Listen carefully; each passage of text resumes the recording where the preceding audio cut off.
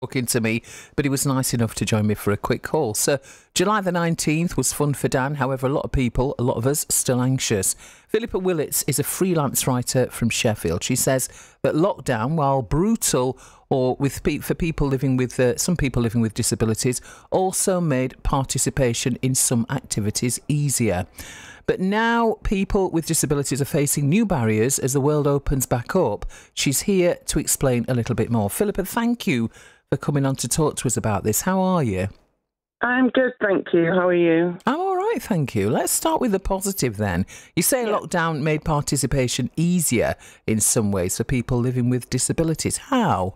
I think in a number of ways. I think one thing is that a lot of disabled people for several years have been wanting the ability to work from home, either all the time or some of the time. And employers for years have said, oh no, that's not practical, we can't possibly set that up.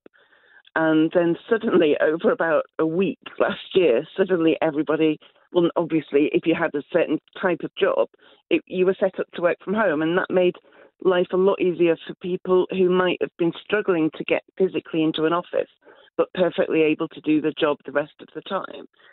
And also things like, over the last year and a half, I've attended all kinds of conferences and events that, had they not been online, I just wouldn't have made it to, whether that's because they were far away or more for accessibility reasons. Things like if I wouldn't have the stamina to attend a 3-day event, but if I can put it on Zoom and have a bit of a lie down when somebody's talking, then that's great. That makes it really accessible for me. Do you mind me asking what disability you're living with, Philippa? I don't mind you asking, but it's kind of a complicated answer. So I have a collection of things that mainly manifest in a lot of pain.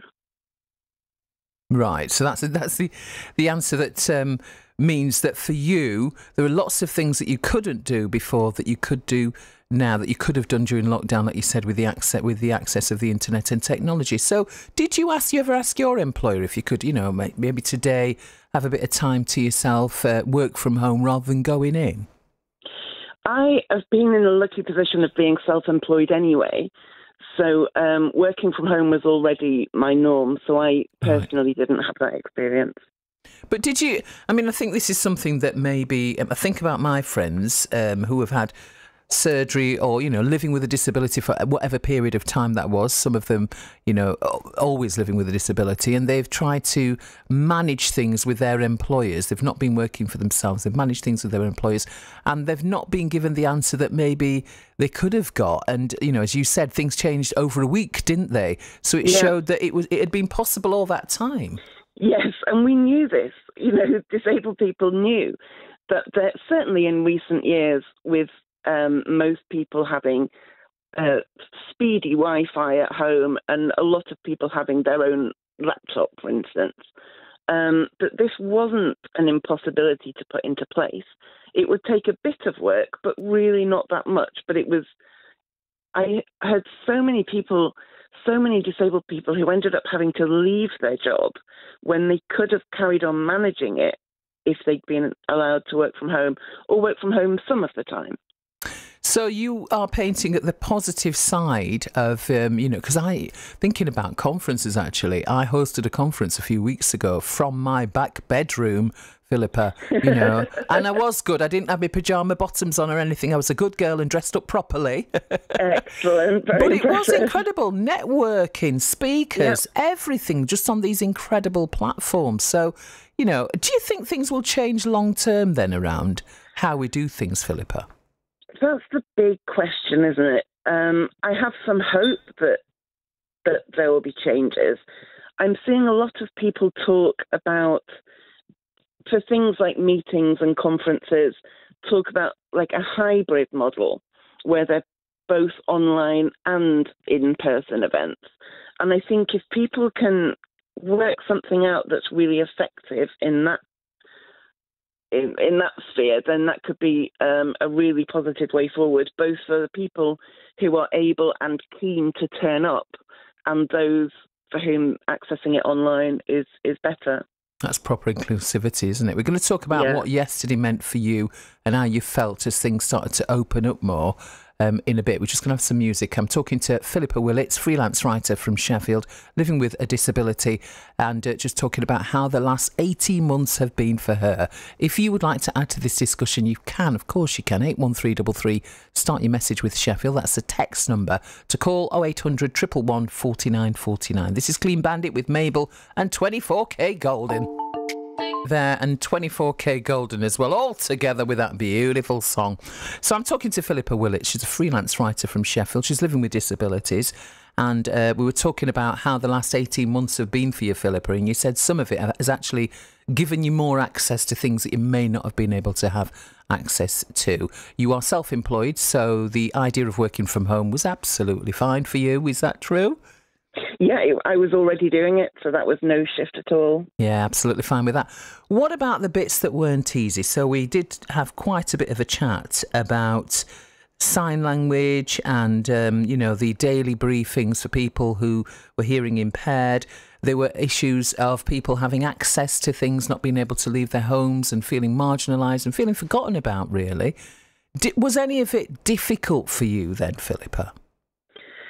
I think there were aspects of lockdown that were difficult for everybody, really, weren't there? Yeah. I think, my mental health certainly had the odd wobble because of feeling very isolated at times, and getting out and about was harder than usual.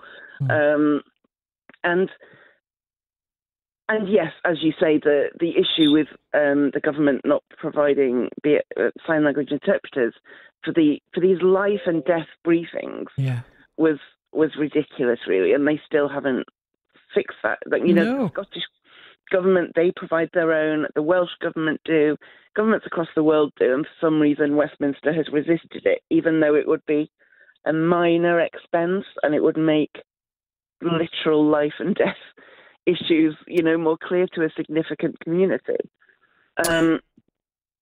In a way, it's weird for me to ask you, as somebody living with a disability, your disability is not that you're hearing impaired. And I suppose what it says is that certain people are not important enough. It makes you feel a bit like that. Is that how you felt on occasion, Philippa?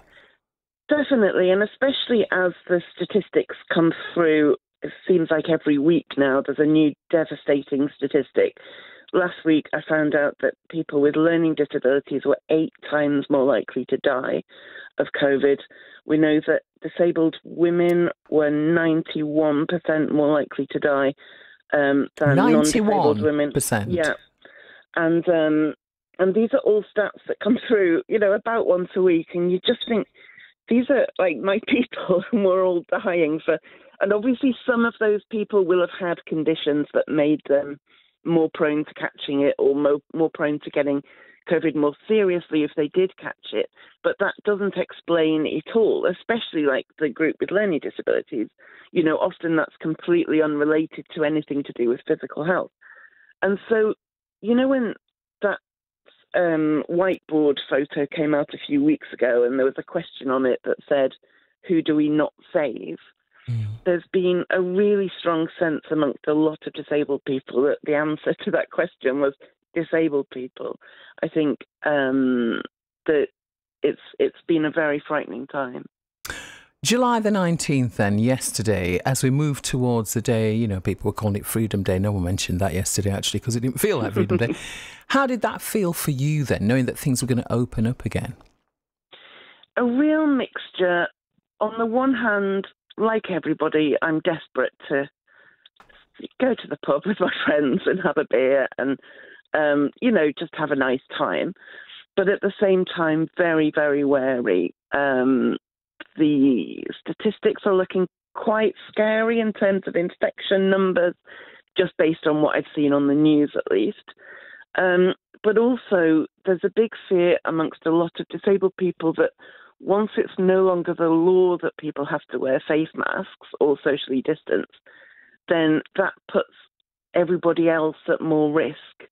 So there were these categorizations, and I wasn't what they called clinically extremely vulnerable, which is the people who had to shield. but I was clinically vulnerable. So I didn't have to fully shield, but I had to take extra precautions. Yeah. And there has felt like some degree of safety if I go to the shop that I know that most people will be wearing a face mask. And I don't know how... I mean, I've seen a lot of reports of people saying they're going to carry on wearing them. And I've also seen, I've had contact... I've seen communications from companies as vastly different as Tesco compared to Beanies, the little Whole Food cooperative, both saying it's not the law anymore, but we'd really appreciate it if you'd carry on wearing a mask. And that makes you feel better. And it does. It makes me feel more welcome, and I understand their concern. They're doing it for themselves and for their customers. And so the fear about opening up is whether it's going to be safe, but particularly whether people are going to stop taking the precautions now they don't legally have to. How did you prepare then? Obviously you've talked a little bit about it there, but you said in your article, which is in Now Then, that which is online, there are paper copies as well, that you'd have to go back to completing all your accessibility checks before going anywhere. What does that involve for you then, Philippa? Do you know, it's a nightmare, and it's been so long since I've been socialising that I'd forgotten the process. But yeah, I found myself making arrangements. Just a couple of times I've been out for lunch with a friend, and I've booked online like you're meant to, and then later on I've thought, I need to check things. I need to check whether these are tables I can sit at. I need to check whether I can park close by because I can't walk very far. So I need to see where the parking is to see whether that's accessible to me.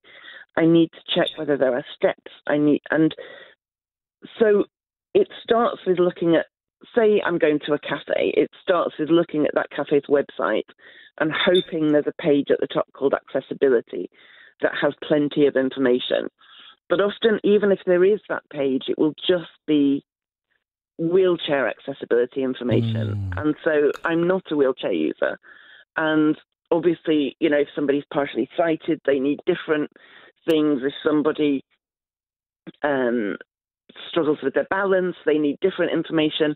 And so it's quite difficult. It's very rare, actually, to find a comprehensive summary of accessibility information. So I end up looking on Google Street View for photos. Right. So you know what? This sounds exhausting. So what would you tell businesses then? What do they need to be considering when people who live with disabilities are coming to see them? What do they need to think of? What do they need to make it easier for you to know and find?